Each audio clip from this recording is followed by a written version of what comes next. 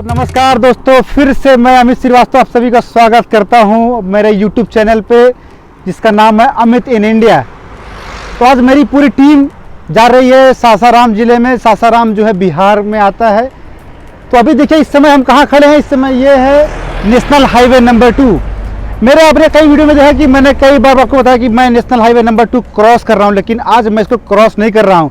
आज मैं इसके ऊपर से जा रहा हूँ। तो कहते हैं कि नेशनल हाईवे नंबर 2 जो दिल्ली से निकल के बंगाल तक जाता है, लेकिन इसी नेशनल हाईवे नंबर 2 को अगर हम देखें अपने इतिहास में चंद्रगुप्त मौर्य के शासनकाल से, तो उस जमाने से इस पथ का निर्माण हुआ था। तो इस नेशनल हाईवे नंबर 2 का नाम जो था वो नाम था उत्तर पथ। और किसके शासनकाल में? चंद्रगुप्त मौर्य के शासनकाल में इसका नाम था। तो और उन्हीं के शासनकाल में हर आधे कोस पर एक कुएं का निर्माण कराया जाता था, जो कि एक बहुत ही महत्वपूर्ण बातें थी उस समय। आज हमारे पास होटल्स हैं, पानी की व्यवस्था है, लेकिन उस जमाने में हमारे पास कुछ नहीं था। तो चंद्रगुप्त मौर्य ने हर आधे कोस पर एक कुएं का निर्माण कराया। और फिर उसके बाद मौर्य वंश के ही जो शासक थे, अब हमारे सम्राट अशोक ने इसी हाईवे का फिर जो है इसको एक्सटेंड कराया, मतलब इसको बढ़ाया। इसके बाद हम आते हैं शेरशाह सूरी की तरफ। तो 16वीं सेंचुरी 16वीं शताब्दी में शेरशाह सूरी ने इसी रोड का और विकास किया, जैसे हम कहते हैं कि इसको उन्होंने रीबिल्ड किया।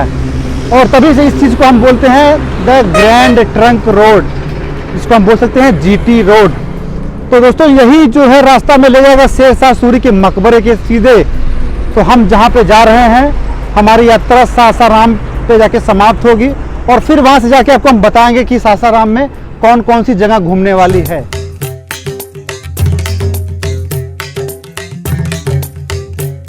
तो आइए देखते हैं अभी हम इस समय कहाँ बैठे हुए हैं। अगर हम देखें इस खूबसूरत नदी को, तो इस नदी का नाम है कर्मनासा नदी।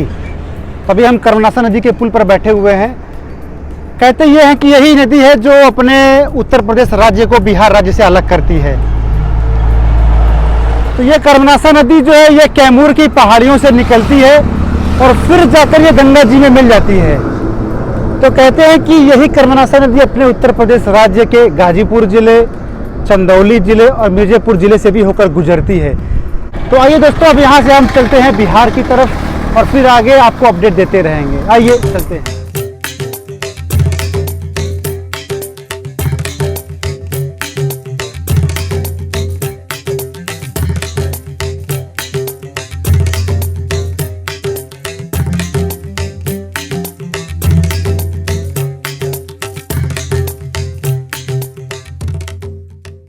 तो दोस्तों देखिए, फाइनली हम पहुंच गए हैं सासाराम के शेरशाह सूरी के मकबरे पे। तो पहले हमने अपनी कार यहाँ पे पार्क की और उसके बाद जो है हम लोगों ने यहाँ पे एंट्रेंस टिकट खरीदा। यहाँ पे इंडियंस के लिए यहाँ पे जो एंट्रेंस टिकट है वो 25 रुपये पर पर्सन है। तो ये टिकट हमने ले लिया है, चलते हैं अंदर की तरफ।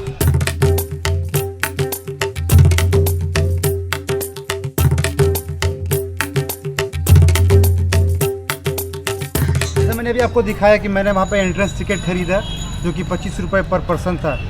टिकट खरीदने के बाद देखिए अब हम इस मोनूमेंट के अंदर प्रवेश कर चुके हैं। तो अगर हम देखें यहाँ से उस मकबरे को, देखिए कितना खूबसूरत मकबरा है वो। उसी मकबरे को बोलते हैं शेरशाह सूरी का मकबरा। तो दोस्तों एक बहुत इंटरेस्टिंग बात इस मकबरे के बारे में है कि इस मकबरे को भारत का दूसरा ताजमहल भी कहा जाता है। क्यों? अगर हम देखें तो इसकी जो बनावट है, इसकी जो बनावट शैली है, ये पूरी तरह से 16वीं सेंचुरी में बना हुआ है।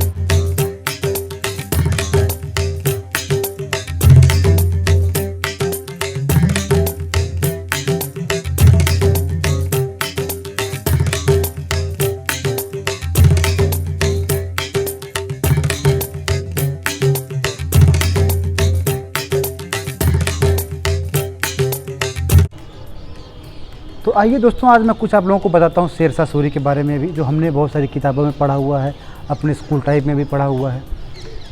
उनका नाम दोस्तों फरीद खां भी था। जब बड़े हुए तो उन्होंने पहले बाबर की सेना में एक सैनिक के रूप में काम करना शुरू किया, और उसके बाद कहते हैं ना कि अगर आप अपना कर्म करते जाइए तो आपको फल मिलता जाता है।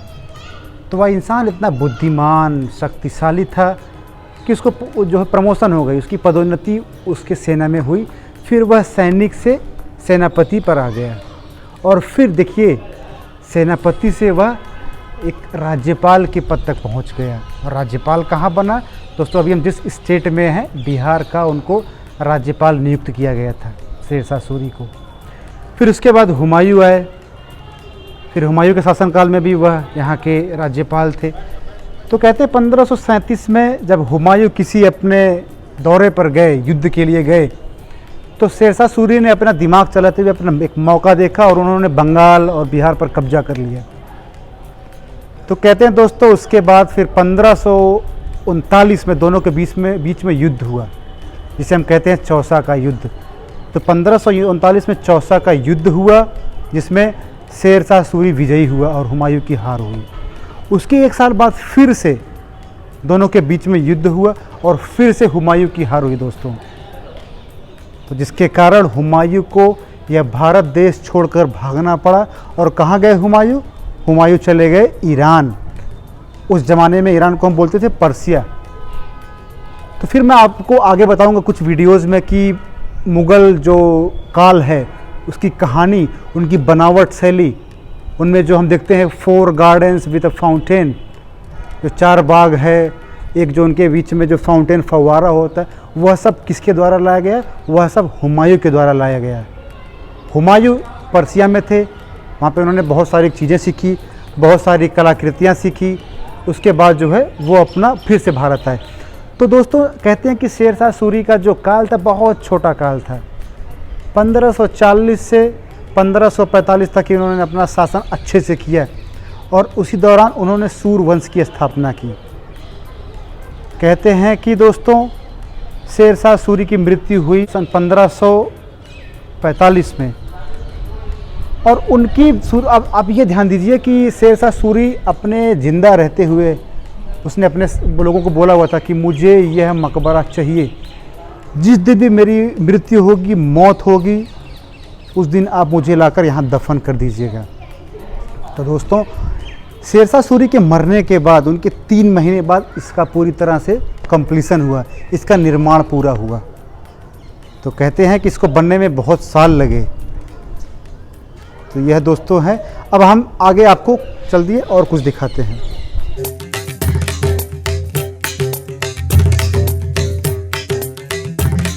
तो आइए अभी हम चलते हैं इस मकबरे के अंदर, देखते हैं इस मकबरे के अंदर शेरशाह सूरी के मकबरा की कैसी बनावट है और उनके साथ साथ उनके परिवार के भी यहाँ पे कब्र बनाई गई है।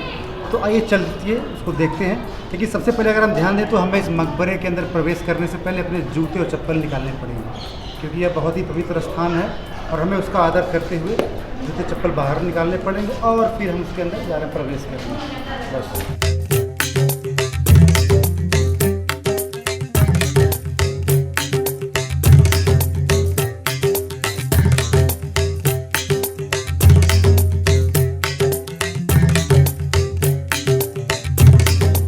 तो देखिए फाइनली हम पहुंच गए हैं शेरशाह सूरी के मकबरे के अंदर। जैसे मैंने आपको बाहर बताया कि पहले हमें जूते निकालने पड़े और उसके बाद हम इस मकबरे के अंदर आ गए। तो देखें जो इस हमारे सेंटर में है इस पूरे बिल्डिंग के, तो यही शेरशाह सूरी का मकबरा है। अगर इसकी बनावट देखें तो देखिए कितनी भव्य तरीके से पूरी इसकी बनावट हुई है।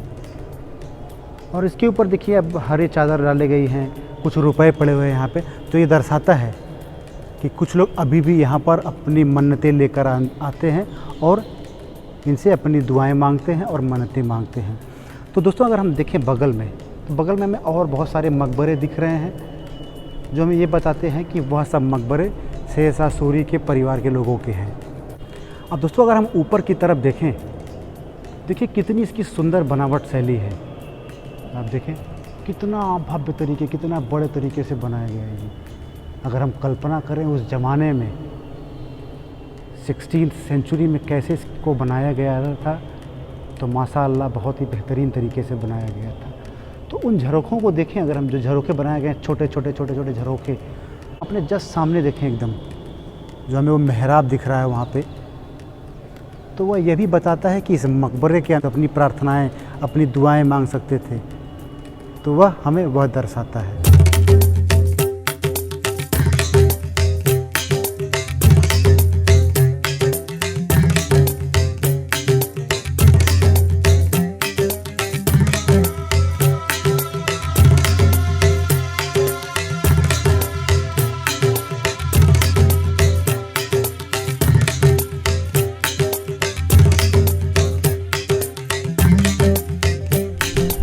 सो दोस्तों, जैसे हमने आपको बताया पहले शेरशाह सूरी के इतिहास के बारे में, और आइए अब हम आपको बताते हैं इस मोनूमेंट के बारे में कि इस मोनूमेंट की जो बनावट शैली वह क्या है और कैसे है।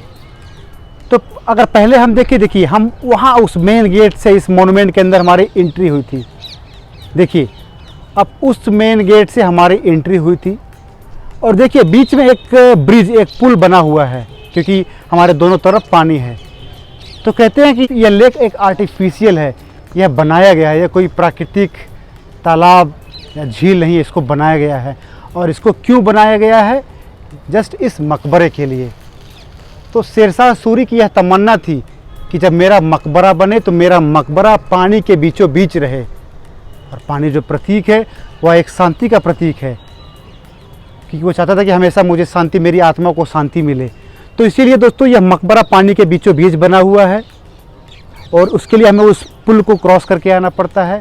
तो अगर हम दोस्तों यहाँ से देखें, अगर यहाँ नीचे से हम देखें, पूरी हाइट नीचे से लेके इस पूरे जो मकबरे की पूरी हाइट, पूरी बिल्डिंग की हाइट है, तो यह 122 फीट है ध्यान से देखें। और उसके अलावा अगर हम ध्यान से देखें दोस्तों, देखिए हम वो एक छतरी दिख रही है हमें, उसके एक कोने में छतरी के जस्ट पहले एक बालकनी है।